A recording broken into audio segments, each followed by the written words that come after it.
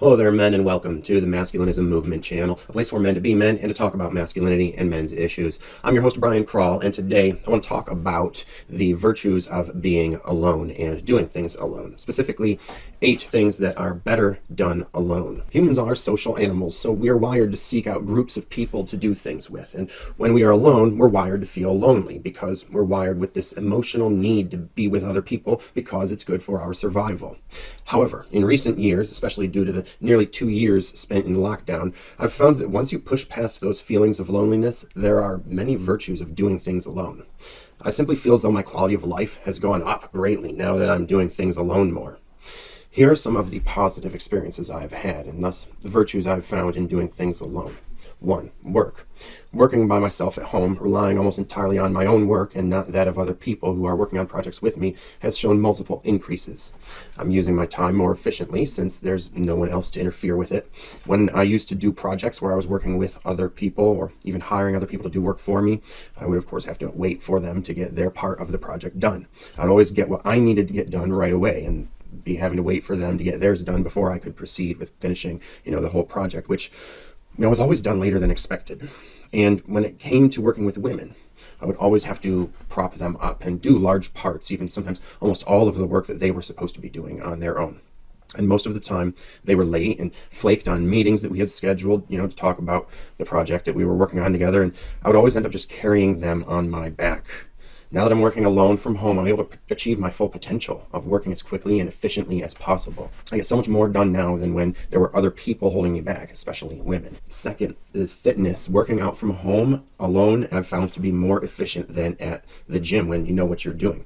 No, I don't have machines here, which machines make exercising easy by using a fixed motion, which is what attracts most people to the gym, is this abundance of these machines, which are very easy to use. And machines are certainly useful for people who need them, but after you have been working out for a while, you tend to stop needing machines so much. And in working out from home, that's really the only limitation that I have, is that I don't have machines here. The rest of the types of exercises are all things that I have and can do. And working out from home and not using machines, that means I don't have to wait for people to get off the machines that they're using or aren't using and are just sitting on, using their phones maybe, which had become a major problem in the gym that I used to go to and stopped going to earlier this year. As someone who likes doing circuit and interval training and jumping from one exercise to the next, doing this at a gym would often pose issues when I was constantly having to ask people to work in on machines while they were not even doing the exercises and just were in between exercises and sitting there for minutes on end on their phones. Gyms are packed with people who are basically just treating it like a social environment to hang out at. There was even a guy who put his cell phone on a bench that he wasn't even using and then didn't let me use the bench at first, and it became a major issue. There's a lot of selfish assholes who think that they own the space that they occupy wherever they go and have no sense of community, something I talk about a lot.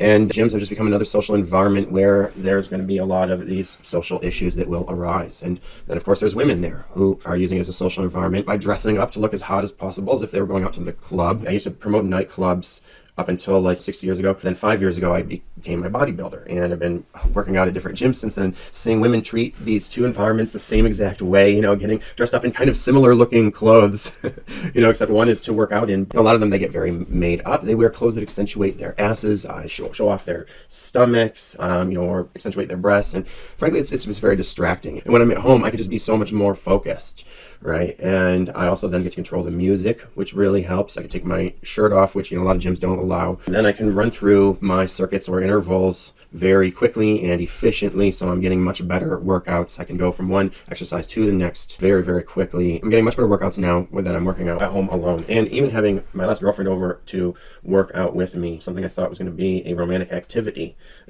I'd seen videos of couples workouts on social media that made them look romantic and nice, and I was like, oh yeah, we should do that, because we both work out, why not? Why wouldn't it be a romantic activity? Nope. It was just a hindrance on my workout. I was basically having to coach her along, which, just took away from my workout and wasn't a very pleasant experience for either one of us. I think she preferred working out alone for the same reasons I do. Having to coordinate between each other at all, things take more time, and it's just well, are we working out in order to be together, or are we working out for the sake of working out? Because this trying to be together while working out is taking away from working out. So fitness, I feel, is actually much better done alone. But number 3, spending time in nature, going hiking, going to the beach, camping, etc. Doing this with people I've found often distracts you from the experience of the scenery and the sense that it gives you, that sense of sort of inner peace that being in nature is supposed to give us. Like, that's one of the main reasons we like to go and spend time in nature, right? And I've just found that, when you bring people with you, you'll be distracted by their sort of inane attempts at conversation. And women especially, of course, do not appreciate nature and make terrible hiking partners. Usually won't want to swim if you bring them to the beach, and I'd certainly never go camping with them because I, again, wouldn't expect them to be contributing to the camping getting done and being present to the moment and being able to carry out the tasks. You bring someone into nature, and most people, women especially, would just be constantly talking on their phones, ruining the experience of nature with their technology. So it's just much more meditative and fulfilling when you can focus on it by yourself, and I found that's really the best way to be present and to do what you came into nature to do. So that is certainly best done alone, as is the next thing. Number 4, watching movies. I found that watching movies with people is just not as fun or enriching as watching them alone. Usually people will, at best, be interrupting the character's dialogue to make unnecessary and often annoying comments every so often. They, again, will only distract you from getting fully immersed in the film, even in the best case scenario. And when it is the appropriate time to talk, when the movie is over or paused, and you want to have an in-depth discussion about the film, they'll then usually have no real meaningful input to give. And of course you will have to stop it anytime they want you to, because they missed something, because they weren't paying attention, because they were too busy making some stupid comment or checking their phone. And so I only watch movies alone anymore. That way I can get really focused on and involved in the film and experience it more completely and have the sort of immersive experience that the writers and directors and the producers are trying to create for you. And film being a culmination of the 4 main art forms of visual arts, performance arts, writing and storytelling, and music and sound, it can create this very fully immersive experience for you. It can really draw you in, make you feel like you're a part of the story and are experiencing it just as the characters in it are, as if they were real. It can be very meaningful as well. It certainly is supposed to. That's what a story is supposed to be, and these stories in these movies are part of our modern mythos, as I've spoken about before. But you're really only going to find it that deeply immersive and meaningful for you if you are focused on it, which is probably only going to happen if you're watching it alone. Are you sure to take your daily dose of red pills consistently so that you can stay out of the matrix? The red pill is a medicine that only works if you take it in the right dosage and never miss a dose. One missed dose of red pills can mean turning back into a blue-pilled limp dick simp under the sharp heel of the evil feminist matriarchy. So make sure you are subscribed and that your subscription is set to all so that you never have to miss one of your daily doses of the red pill, because I'm releasing hot new red pill content every single fucking day just to make sure you don't have to.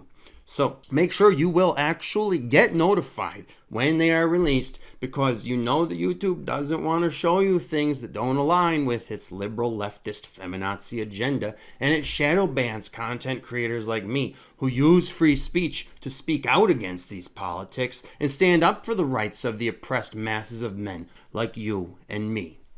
And if you want to help me keep fighting the good fight, please donate using the PayPal link below so that I can keep this work alive, because I simply cannot do it without the support of viewers like you.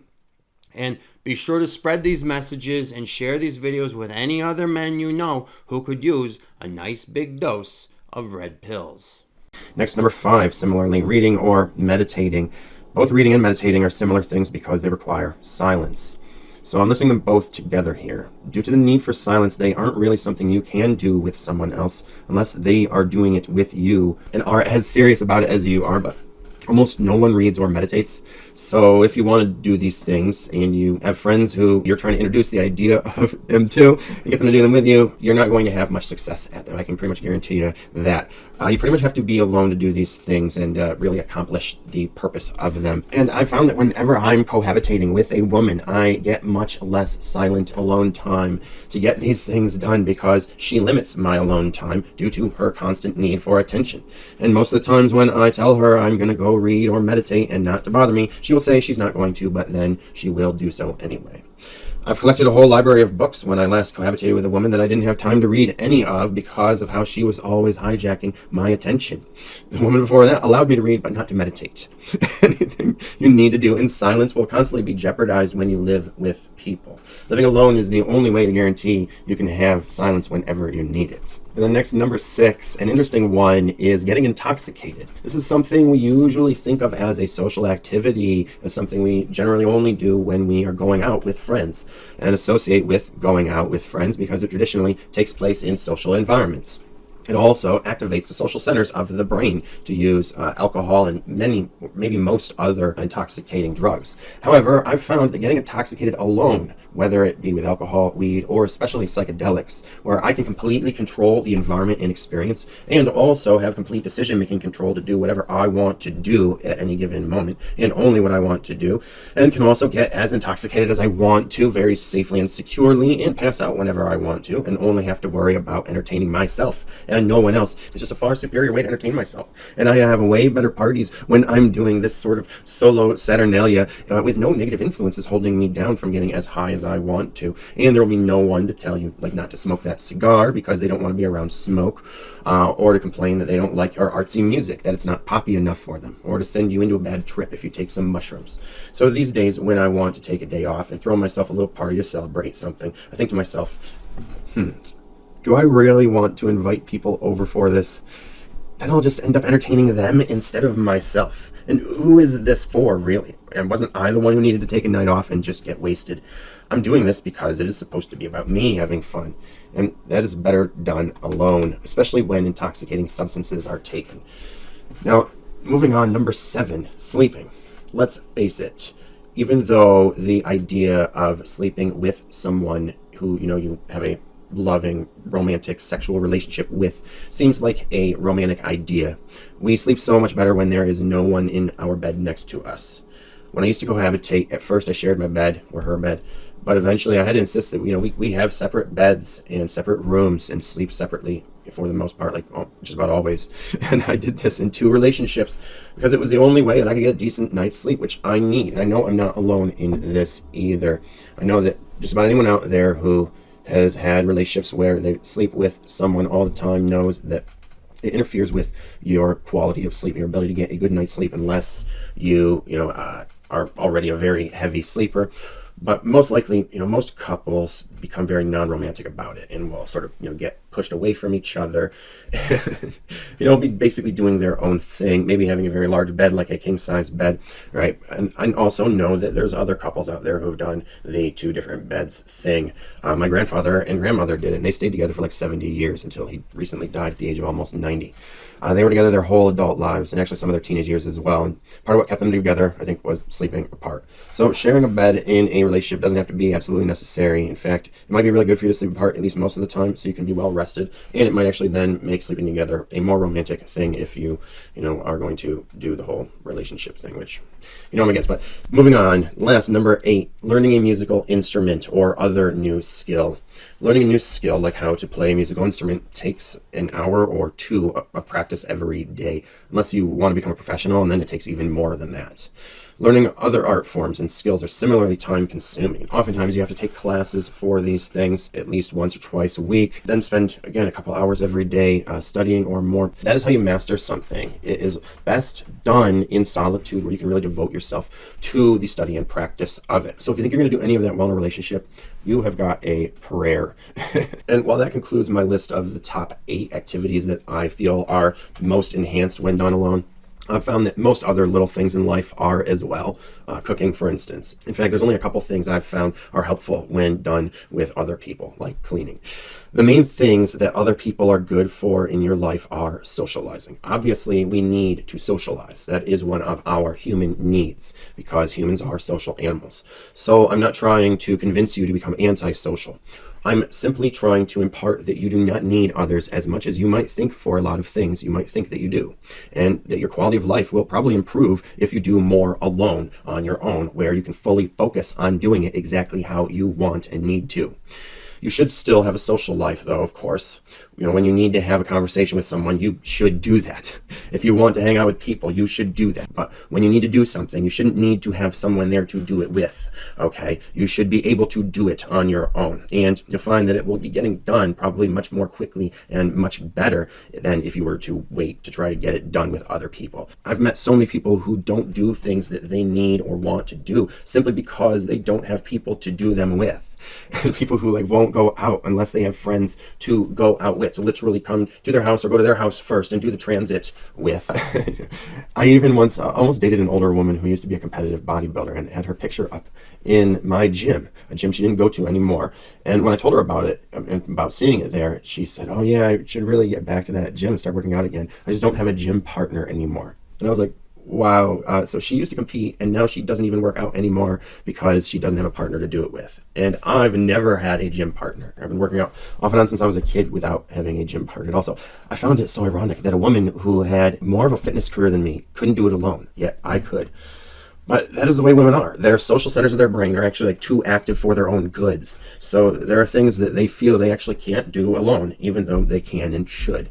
So don't be like a female who waits to have a chaperone to usher her to do the things she ought to do in life. This is so limiting. The only way to achieve your fullest potential and really get the value out of your time and the things that you do is by being fully in control of how it is done and able to do it your own way, exactly as you want, and be able to be fully focused and present in the moment and concentrating on doing it. That is how you get the most out of things. And you can only do that when doing them alone. So don't be afraid to act alone. In fact, you should embrace it. Acting alone will help you to get more out of life than you ever could with others. And so being single, you'll find, is actually much better than being in a relationship. If you don't believe me, just give it a try. That concludes this video. Thanks for listening. I hope I mansplained that good enough for you. If you like what you heard, please click the like button. And if you feel you gained some value from this video and would like to give some back, please do so with the PayPal link below, because your support helps fund me doing this work and fight the good fight for men like you. If you are ready to take the red pill and wake up from the matrix and the matriarchy controlling it and learn everything you need to know about female on male sexism, get your copy of my newly released book called Misandry Exposed. On sale now for a special price that won't last long. So check it out by clicking the link below. And otherwise, take care of yourselves, men, because no woman out there is going to.